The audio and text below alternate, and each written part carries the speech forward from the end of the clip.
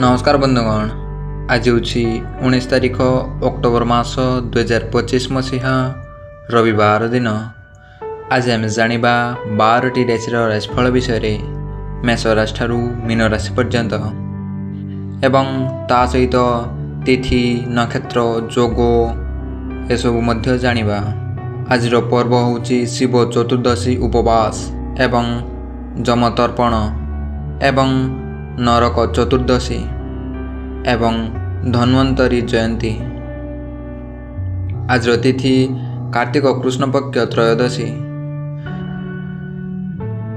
18 तारिख अक्टोबर मास 2025 मसीहा द्विपहर 12:20 शनिवार ठारू 19 तारिख अक्टोबर मास 2025 मसीहा द्विपहर 1:51 रविवार पर्यंत। आज नक्षत्र उत्तरा फाल्गुनी नक्षत्र। 18 तारिख अक्टोबर मास 2025 मसीहा संध्या 3:41 शनिवार ठारू 19 तारिख अक्टोबर मास 2025 मसीहा संध्या 5:39 रविवार पर्यंत। आज जोग इंद्र जोग। 19 तारिख अक्टोबर मास 2025 मसीहा राति 1:47 रविवार ठारू 20 तारिख अक्टोबर मास 2025 मसीहा राति 2:04 सोमवार पर्यंत। आज सूर्योदय सकाळ 5:46। आज सूर्यास्त संध्या 5:16। बंधुगण, एवं जाणी नबा 12टी राशि राशिफल विषय। सर्वप्रथमे जाणी नबा मेष राशि। कर्मक्षेत्र किछि समस्या नहीं चिंतित रही पारंती। अवश्य बंधु साहाय्य करिवे ओ काम अटकिब नाही। कृतिका नक्षत्र आकस्मिक भ्रमण जोगु जुटिब। मन बुझिला बळी कथा कही बंधुଙ୍କୁ आपणाई नेबे।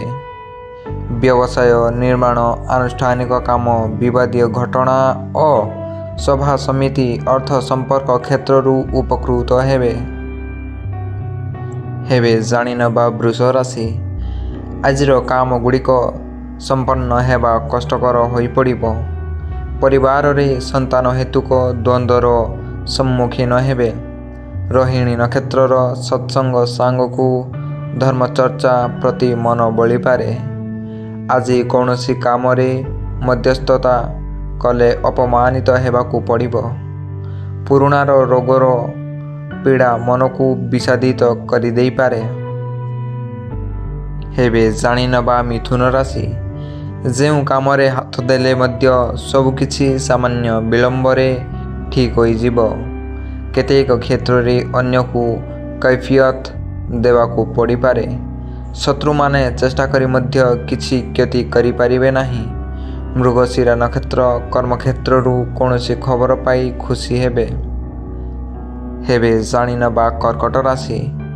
पुष्या नक्षत्र मानसिक दुर्बलतारू कथा प्रभावशाली होई न पारे।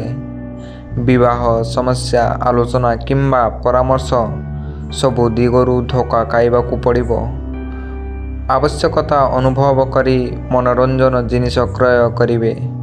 कौनसी गुरुत्वपूर्ण कथा अन्य आगरे प्रकाश करी अलटा फल पाइबे।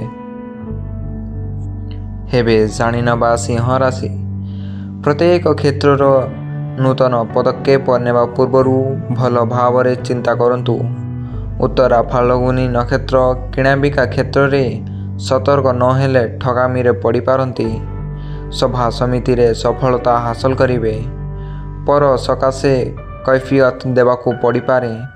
भय और आशंका कारणरू कौनसी काम कार्य करि पारिबे नाही। जाणी नबा कन्या राशि। उत्तरा फाल्गुनी नक्षत्र स्थानीय व्यक्ति विशेषज्ञ द्वारा उपकृत हेबे। समस्या समाधान रे रास्ता खोजी बाहर करिवारे समर्थ हेबे। व्यवसाय क्षेत्र रे रप्तानी वाणिज्य रे उन्नति घटिब। निजकु नियंत्रण मध्य रे रखिबा पई समर्थ हेबे। जाणी नबा तुला राशि। विशाखा नक्षत्र परिवार पूर्ण सहयोग पाई कार्यर हासिल करिवे। କେତେକ କ୍ଷେତ୍ରରେ ଅନ୍ୟମାନଙ୍କ ଉପରେ ନିର୍ଭରଶୀଳ ହୋଇପାରନ୍ତି। ପଦସ୍ଥ ବ୍ୟକ୍ତିଙ୍କ ସହ ଆଲୋଚନା ପ୍ରବୃତ୍ତିରେ ସମସ୍ୟା କଟାଇ ପାରନ୍ତି।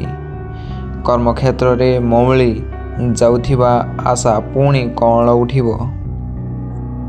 ହେବେ ଜାଣିନେବା ବିଛା ରାଶି।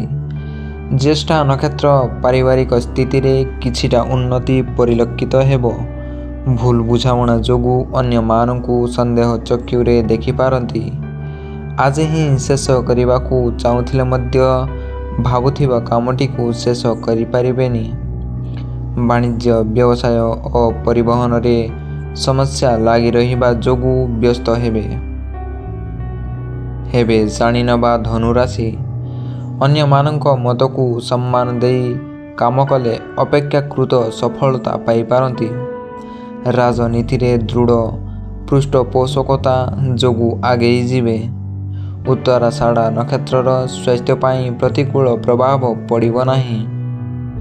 ବ୍ୟବସାୟ ଭଲ ଚାଲିବା ଯୋଗୁଁ ଆପଣଙ୍କୁ କେତେକାଂଶରେ ଆମୋଦ ସନ୍ତୋଷ ମିଳିପାରେ। ହେବେ ଜାଣିନେବା ମକର ରାଶି। ଯେତେ ପ୍ରକାରର କାମ କଲେ ମଧ୍ୟ ପ୍ରତିବନ୍ଧକ ଯୋଗୁଁ ପ୍ରଗତିରେ ଅଗ୍ରଗତି ହୋଇପାରିବ ନାହିଁ। ପିଲାଙ୍କ କଥା ନେଇ ମାନସିକ ସ୍ଥିତି ବିପନ୍ନ ହେବ।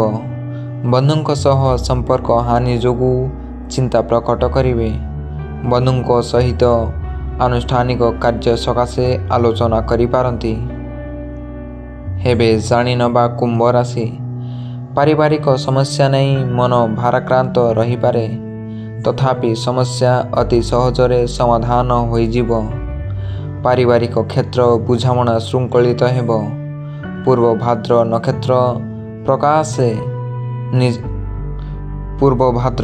ନକ୍ଷତ୍ର ସକାଶେ ନିଜର ଆତ୍ମୀୟମାନେ ହଠାତ୍ ଶତ୍ରୁତା କରିବେ। ଧାର କରଜ ଭଡ଼ା ସୂତ୍ରରୁ କିମ୍ବା ବକେୟା ଟଙ୍କା ଆଜି ପାଇପାରନ୍ତି। ହେବେ ଜାଣିନେବା ଶେଷ ରାଶି ମୀନ ରାଶି। ପ୍ରଶାସନିକ ସ୍ତରରେ ସମସ୍ୟାର ସରଳ ସମାଧାନ କରିବାରେ ସଫଳ ହେବେ। ବନ୍ଧୁଙ୍କ ସାହାଯ୍ୟ ହେତୁ ଆର୍ଥିକ ସ୍ଥିତି ପୂର୍ବପରି ରହିବ। ବାଣିଜ୍ୟ, ପରିବହନ, ନିର୍ମାଣ, ସଭା ସମିତି ଓ ଆନୁଷ୍ଠାନିକ କାମରେ ପ୍ରତିବନ୍ଧକର ସାମ୍ନା କରିବାକୁ ପଡ଼ିବ। ରେବତୀ ନକ୍ଷତ୍ର କୌଶଳରେ ନିଜର ଲକ୍ଷ୍ୟ ସ୍ଥଳରେ ପହଞ୍ଚିବେ। ତ ବନ୍ଧୁଗଣ, ଏହି ଥିଲା ଆଜିର 12ଟି ରାଶିର ରାଶିଫଳ। ଏମିତି ପ୍ରତ୍ୟେକ ଦିନର 12ଟି ରାଶିର ରାଶିଫଳ ଜାଣିବା ପାଇଁ ଚ୍ୟାନେଲକୁ ନିଶ୍ଚିତ ଭାବରେ ସବସ୍କ୍ରାଇବ୍ କରିଦିଅନ୍ତୁ ବନ୍ଧୁଗଣ। ଦେଖା ହେବା ଆସନ୍ତାକାଲି 12ଟି ରାଶିର ରାଶିଫଳ ସହିତ। ଧନ୍ୟବାଦ।